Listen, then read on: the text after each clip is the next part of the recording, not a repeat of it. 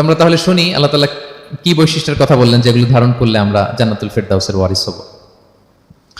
আম্মাজান আয়েশা রাদিয়াল্লাহু তাআলা আনহাকে সাহাবারা জিজ্ঞেস করতেন যে আম্মাজান কাইফা কানা খুলুকু রাসূলিল্লাহ, আল্লাহ রাসূল সাল্লাল্লাহু আলাইহি ওয়াসাল্লামের আচরণ কেমন ছিল? তিনি বলতেন কানা খুলুকুহু আল কোরআন, রাসূল সাল্লাল্লাহু আলাইহি ওয়াসাল্লামের আচরণ ছিল কোরআনের মতো আচরণ।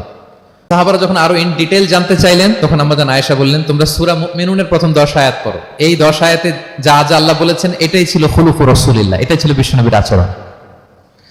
তো আসুন আমরা দেখি রাসূল সাল্লাল্লাহু আলাইহি ওয়াসাল্লামের আচরণ কেমন ছিল এবং কোন বৈশিষ্ট্যগুলো থাকলে আল্লাহ তাআলা আমাদেরকে জান্নাত দিয়ে ধন্য করবেন।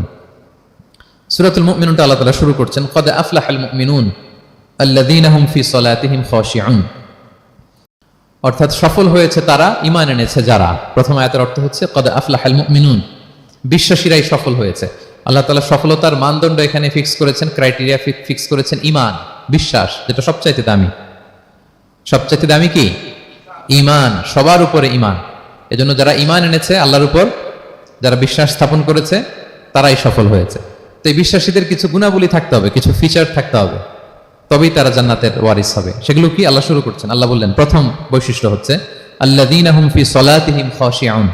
7টা বৈশিষ্ট্যের প্রথমটা বলতেছি, যারা সফল হয়েছে বিশ্বাসীরা, ওই বিশ্বাসীরা যারা তাদের সালাতে বিনয়াবনত থাকে, বিনম্র থাকে। সালাত যখন আদায় করে তারা খুশু খুদুর সাথে সালাত আদায় করে, এটা হচ্ছে প্রথম বৈশিষ্ট্য। বিনয়ের সাথে। খুশু খুদু মানে হচ্ছে অন্তরের একাগ্রতা এবং অঙ্গ প্রত্যঙ্গের একাগ্রতা। খুব সহজে আপনার অন্তরটাও থাকবে, এখানে আল্লাহর ভয় থাকবে, একাগ্র চিত্তে আপনি আল্লাহকে স্মরণ করবেন, আবার অঙ্গ প্রত্যঙ্গগুলো ঠিক থাকবে, এগুলো নড়াচড়া করবে না। আমরা অনেকে সালাতে দাঁড়ালে খুব বেশি নড়াচড়া করি, সালাতে কিন্তু খুব বেশি মুভমেন্ট করা যায় না, এটা নিষেধ। খুব জরুরি প্রয়োজন ছাড়া মুভমেন্ট করা নিষেধ। আল্লাহ বলেন আল্লাযীনা হুম ফি সলাতিহিম খাশিউন। প্রথম বৈশিষ্ট্য হচ্ছে যারা তাদের সালাতে বিনয়াবনত থাকবে, একাগ্র চিত্তে সালাত আদায় করবে। এতটা একাগ্র চিত্তে তারা অন্তরের মধ্যে এই উপলব্ধি ধারণ করবে যে আমি যে ইবাদত করছি এটা আল্লাহ দেখছেন, Allah is watching me, Allah is observing me, আল্লাহ তাআলা সরাসরি দেখছেন। এবং রাসূল সাল্লাল্লাহু আলাইহি ওয়াসাল্লাম এটাই বলেছেন যে আনতা আবুদাল্লাহ কাআন্নাকা তারাহু ফাইন লাম তাকুন তারাহু ফাইন্নাহু ইয়ারাক। এমন ভাবে ইবাদত করো মনে করো যে তুমি আল্লাহকে দেখছো। আর এটা যদি ভাবতে, এই উপলব্ধি আনতে যদি কষ্ট হয়, তাহলে অন্তত এতটুকু তো ভাবো যে আল্লাহ তোমায় দেখছেন, আল্লাহ আমাকে দেখছেন। এই ভাবনাটা অন্তরে আনা যায় না? চাইলেই আনা যায়। আমরা যেন এই উপলব্ধিটা নিজেদের মধ্যে রিয়েলাইজেশনটা বিল্ড আপ করার চেষ্টা করি যে আমি যে মুসল্লায় দাঁড়ালাম, এই যে আমি কিয়ামুল লাইল করতেছি, এই যে তারাবিতে আমি 20 রাকাত পড়তেছি লম্বা সময় ধরে, আল্লাহ কিন্তু দেখছেন। আমার সিজদা, আমার রুকু, এগুলো আল্লাহ তাআলা সরাসরি কি করছেন? দেখছেন। এই ফিল নিয়ে যদি আপনি সালাতে দাঁড়ান, এটা হচ্ছে খুশু খুদু। 2 নম্বর আল্লাহ বলেন ওয়াল্লাযীনা হুম আনিল লাগবি মুআরিদুন। 1 নম্বরে তো তারা নামাজে যখন দাঁড়ায় ধীর স্থির ভাবে খুশু খুদুর সাথে পড়ে। 2 নম্বর হচ্ছে তারা অনর্থক কাজ থেকে বিরত থাকে। অনর্থক কথা, কাজ, এগুলো মুমিনরা বলে না, এগুলো তো জড়ায় না। মিনিংলেস কোনো কাজের সাথে বিশ্বাসীদের কোনো সম্পর্ক। অর্থবোধক কাজ, ভালো কাজ, কল্যাণমূলক কাজ, সামাজিক কাজ, মানবতার কল্যাণে যে কাজগুলো আছে এগুলোর সাথে তারা জড়ায়। বিষ্ণু সাল্লাল্লাহু আলাইহি ওয়াসাল্লাম বলেছেন মিন হুসনি ইসলামিল মারই তারকুহু মা লা ইয়ানি। ব্যক্তির ইসলামের সৌন্দর্য হচ্ছে যে ব্যক্তি এমন কোনো কাজ করবে না যেটার কোনো মিনিং নাই। মিনিংলেস কাজ থেকে সে বেঁচে থাকবে। মুহাদ্দিসিনে ইকরাম এই হাদিসটাকে বলে রুবউদ্দিন, মানে দিন ইসলামকে যদি 4 ভাগ করেন, এই 4 ভাগের 1 ভাগের কথা এই হাদিসের মধ্যে চলে আসছে। সেটা কি? যে বিশ্বাসীরা কোনো অনর্থক কাজে জড়ায় না নিজেদেরকে। অনর্থক কাজ, কথাবার্তা, অপ্রয়োজনীয় আড্ডা, অপ্রয়োজনীয় খুশগল্প, অন্যকে নিয়ে সমালোচনা, অন্যের গীবত, শিকায়াত, ওর এই সমস্যা, ওর এই সমস্যা, চায়ের আড্ডাতে আমরা এরকম সমালোচনার ঝড় তুলি, ঠিক কিনা বলেন?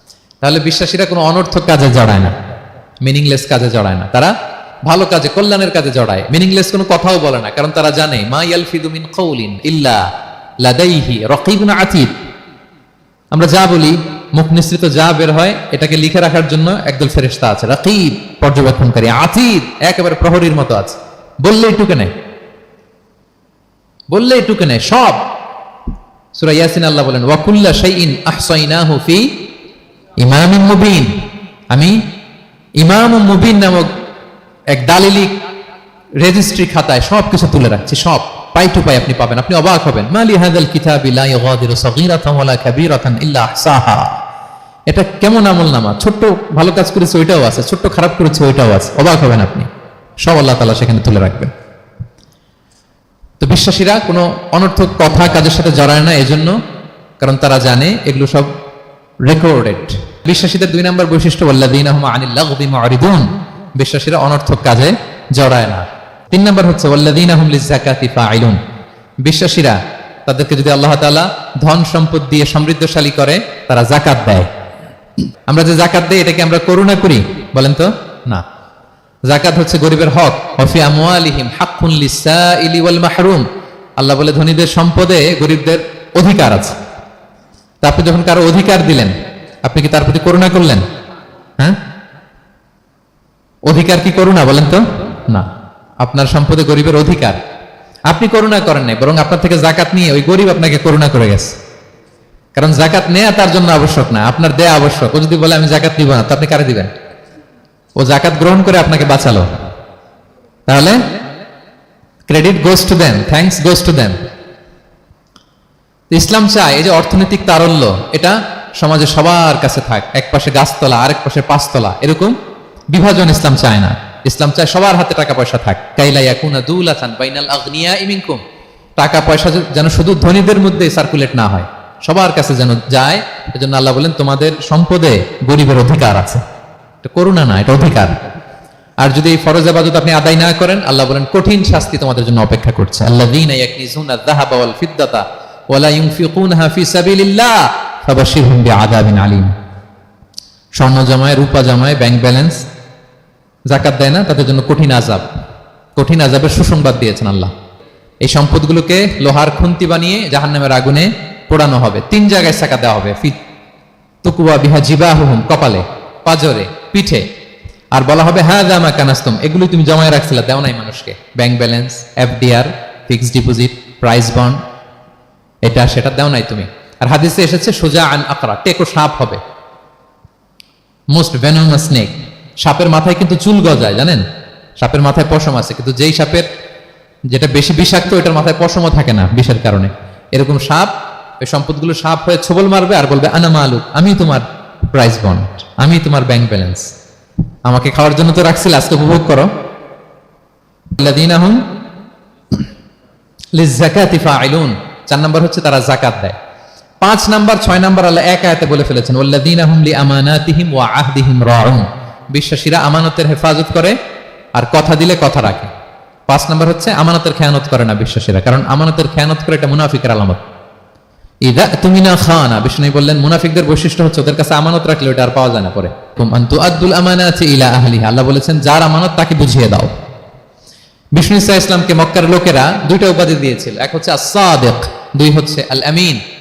সাদিক মানে সত্যবাদী, আর একটা হচ্ছে আল আমিন, বিশ্বস্ত।